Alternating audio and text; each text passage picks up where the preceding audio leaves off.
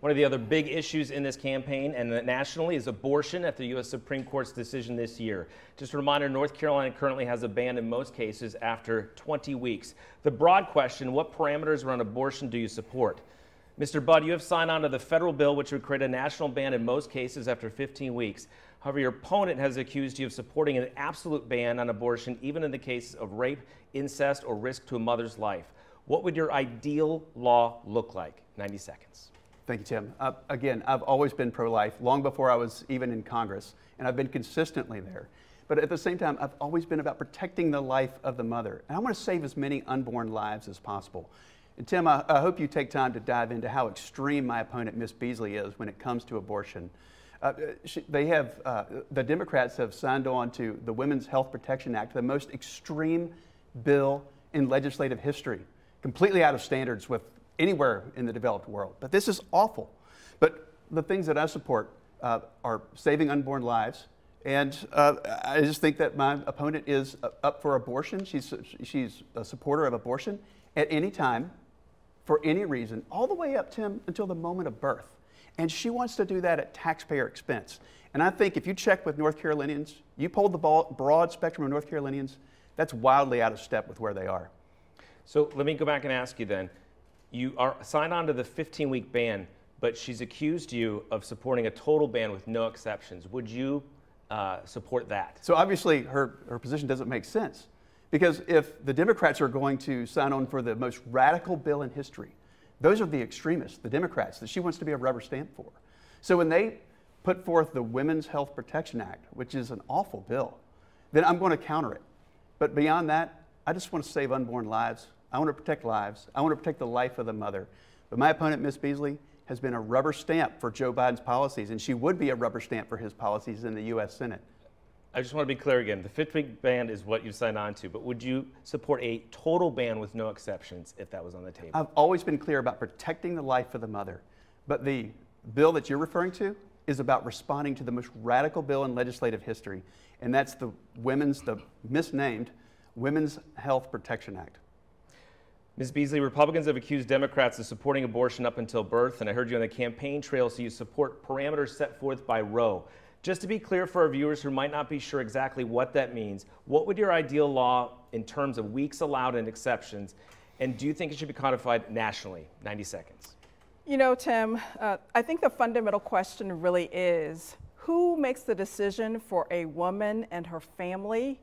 Is it you and your doctor, or is it politicians up in Washington? I know, having been a former judge and Chief Justice, that women have a constitutionally protected right to make this decision for themselves, with their physician, free from government interference. And Congressman Budd has been very clear and has said that he supports and is leading the charge on an absolute ban on abortion, without exceptions for rape, incest, or risk to a mother's health. And so that means that for women who have been sexually assaulted, they will be forced to carry the pregnancy to term.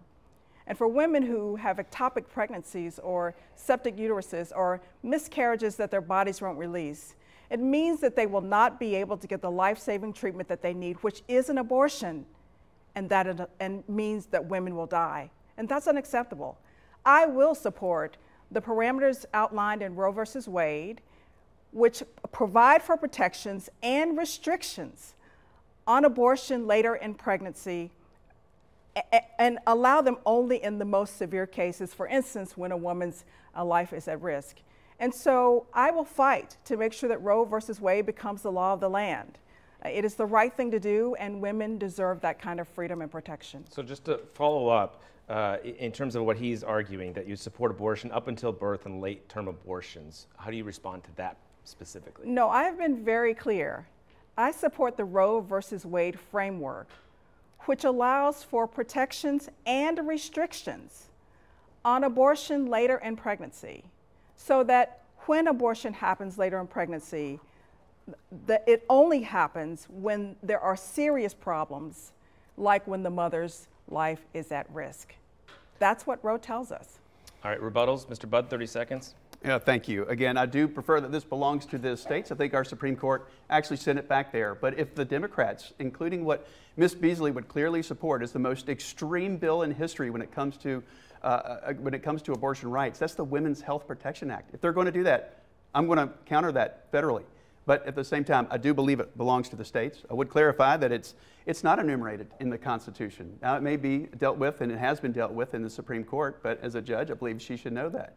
But she's been very unclear, Tim, that, about her previous statements that she believes in abortion at any time for any reason, all the way up until the moment of birth. Okay, and Tim, she wants that at taxpayer expense. Ms. Beasley, 30 seconds. Roe does not say that. Roe is very clear, and I've been very clear, that I believe in the standards as outlined in Roe with protections and restrictions. Roe has restrictions for late-term abortions, but it happens when women's health is at risk. The bottom line is Congressman Budd wants to be in between a woman and her doctor, and there is no place in the exam room for Congressman Budd. All right, let's move on to the next question. Clearly, the names Biden and Trump have played prominent roles in this campaign. So the next question is centered on the Biden-Trump factor in this race. Ms. Beasley, your opponent has spent a big chunk of time on the campaign trail tying you to President Biden and his policies. Republicans have also criticized you for not appearing with Biden administration officials during North Carolina visits, including Vice President Harris. Are you avoiding appearing with them? Do you want President Biden to campaign for you in North Carolina? And would you be a rubber stamp for the Biden administration? You know, I'm very grateful and very honored to have served the folks here in North Carolina for over 30 years as public defender and as judge and Chief Justice of the Supreme Court of North Carolina. And I've spent my years in service upholding the rule of law and respecting the Constitution. And this is foundational, not only as who we are as Americans, but what we expect in our judges, but also what we expect in our senators. My role has been that of a judge. What I know, though, is that I'm asking North Carolinians to elect me as the next United States Senator here in North Carolina. And yes, President Biden has been to North Carolina. These have all been official visits. We're glad when the president comes here to visit. We want him to hear about the challenges here in North Carolina and about the successes and to meet wonderful people who are here. It's wrong to align me with anybody unless I specifically say what my positions are, and I'm glad to talk about my positions because my positions really do support people here in North Carolina. And as I've spoken with folks all across this state, they want to know that the next senator is going to fight hard to lower costs, that she will keep us safe, and that she will stand for what's right and call out what's wrong and lead courageously. And that's exactly what I commit to doing. President Biden called tonight and said he wanted to come campaign for you next week. Would you stand on stage with him? President Biden is certainly welcome to be here. He is our president, and he should know what's happening here in North Carolina. We want him to know and meet folks and hear from folks here in the state. But would you want to be with him for that visit? You know, if it's an official visit, we'll just have to see if that's something that's if we're available. But I'm telling you that, you know, we want him here in the state listening to folks and hearing from the same folks I'm talking to about what we really need here in the state. All right, Mr. Budd, you've been endorsed by and recently appeared with former President Donald Trump. Political scientists have argued that's a double-edged sword, good for the base but dangerous with unaffiliated voters. I got a question from a Republican who always voted that way but did not vote for Trump in 2020 and wants to know why he should support you if you're endorsed by Donald Trump.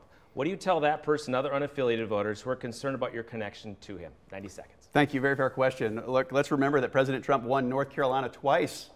And let's remember what the economy was like. Other than this Biden, perhaps even Beasley, if she were to win, economy, where we have 40-year inflation. Under President Trump, we had 1.4% inflation. We had record low unemployment and 50-year unemployment, low unemployment for women, for people of color, for Hispanics. Those that are entering the workforce were the fastest growing wages in history. Those are phenomenal things. And so I think many of us would like to go back to much of that, including that 1.4% inflation. But I tell people that my style is distinctly North Carolinian. And I was born here in North Carolina, educated in state schools and public high schools, so I'm a true North Carolinian through and through, and that's my style. But what President Trump endorsed me for, and I don't run away from that, like my opponent may be running away from Joe Biden, even though she is a rubber stamp for his policies and would be a rubber stamp for him. He endorsed me because I'm an America First candidate, and I believe in the things that led to that 1.4% inflation, that led to record low unemployment for women, for people of color, for Hispanics. So again, he had a lot of wins here in this state, including for our economy, including for those at the bottom of the economic pyramid. Quick follow-up, do you think Mr. Trump should run for president in 2024? I'm going to exclusively focus on this one right now. I've got 32 days. We have 32 days on this one. Let's get on the other side of this and let's have that conversation then. Ms. Beasley, a rebuttal for 30 seconds? You know, President Trump clearly represents the most extremist policies and ideology. And when he came to Wilmington, he called me a Marxist liberal, which is defying. But the reality is, Congressman Budd has aligned himself with somebody who is truly extremist in this race, and that's a reflection on him. And so folks need to be reminded of that as they're thinking about the clear choice that can be made here in this race. To be fair, I asked the same question. Do you think President Biden should run again in 2024? You know, I don't think he's going to ask me, and so we'll see what happens. All right, Mr. Budd, rebuttal for 30 seconds. Well, look, I'm honored to have President Trump's endorsement, but he's endorsing me for the things that led to record low unemployment. He's endorsing me for the things that led to 1.4% inflation. And while my opponent runs away from Joe Biden, she has, while not even being in office, she has endorsed his policies, the trillions of spending, which have led to 40-year inflation, over 8%. And perhaps it's growing now that energy costs seem to be on the rise again. So it's tragic what Biden has done. The policies that Sherry Beasley support are the policies that Joe Biden are doubling down on right now in our country. Okay, let's go to our next question. This is on election integrity. The 2020 election remains a topic in the 2022 election across the country, and North Carolina is no different. This was the topic I received the most questions about from viewers. First, I will ask you both unequivocally if you will accept the results of this election. If your answer is not yes, specifically what would cause you to not accept the results? Mr. Budd, a New York Times article says your campaign declined to say if you would uphold the results, and days later you said, why wouldn't I?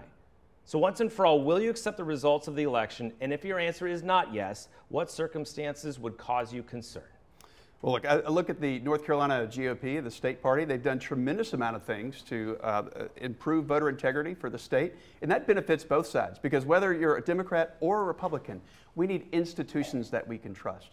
So, Tim, I like to have this rule of thumb that I believe that it should be easy to vote. I think we all could agree on that. Easy to vote, but hard to cheat.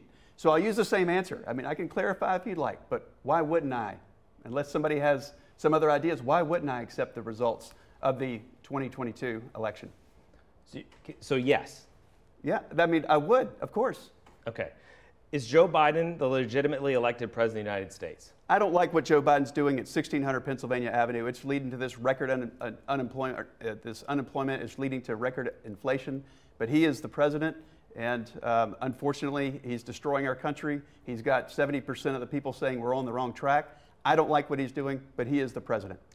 Do you stand by your vote not to certify the 2020 presidential electoral college vote for now President Biden? The core of that vote, Tim, was to inspire more debate, because I think debate is healthy for democracy.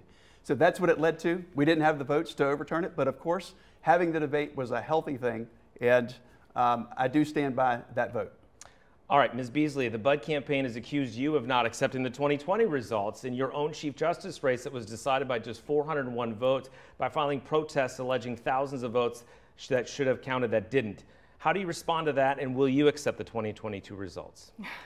I will accept the 2022 results, and it is outrageous to compare Congressman Budd's denial of this 2020 election to my request for a free and fair recount and legal recount to make sure that every single vote was counted. The reality is, in 2020, for the election, Congressman Budd said just patriots standing up. I mean, that's what he called the mob that stormed the Capitol, that injured and killed hundreds of police officers and left Americans for dead.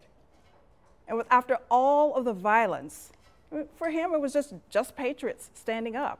And he refused to vote to certify the 2020 elections, and even voted against securing and protecting future elections. He continues to spread the big lie of the 2020 elections, And you can see he's still waffling about whether or not he's going to accept the elections for this race.